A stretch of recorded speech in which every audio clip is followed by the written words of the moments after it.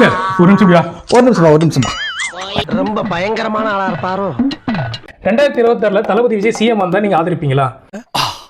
இது ஒரு நல்ல கேள்வி. பதில சொல்றா. தளபதி மட்டும் இல்ல, கேப்டன் மகன் விஜய பிரபாகரன் வந்தாலும் நான் ஆதரிப்பேன். இந்த இலவசங்கள்லாம் கொடுத்து மக்களை கெடுக்கிறதா ஒரு புகார் ஒண்ணு இருந்திருக்கு, அதை பத்தி என்ன நினைக்கிறீங்க? இலவசத்தை கொடுக்க கூடாதுங்க. இலவசம் இருந்தா மக்கள் கெட்டு போறாங்க.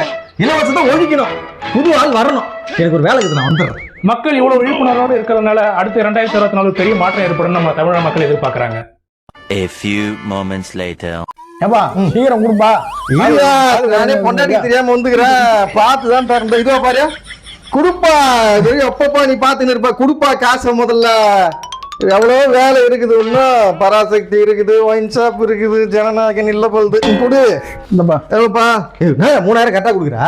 அவ்வளவுதான்ப்பா வரும். 6000 இல்லையா? 6000 இல்லப்பா. என்னயா நீ போயா. அடே பேயில போமா இலே.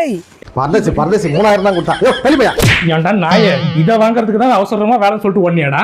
ஆமா, நம்ம ஆட்சி மாற்றம் வேணும், இலவசம் வேணாம்னு சொல்லியிருந்தேன். கையடியா. ஆட்சி மாறினாதான் 3000 கொடுக்காம 5000 கொடுப்பான். சக்தி பெருசா சண்டை போடும் போது சீக்கிரமா வாயா. அடுத்து நான் தான். இதெல்லாம் ஒரு பொழப்பு. நீதான்டா தீய சக்தி.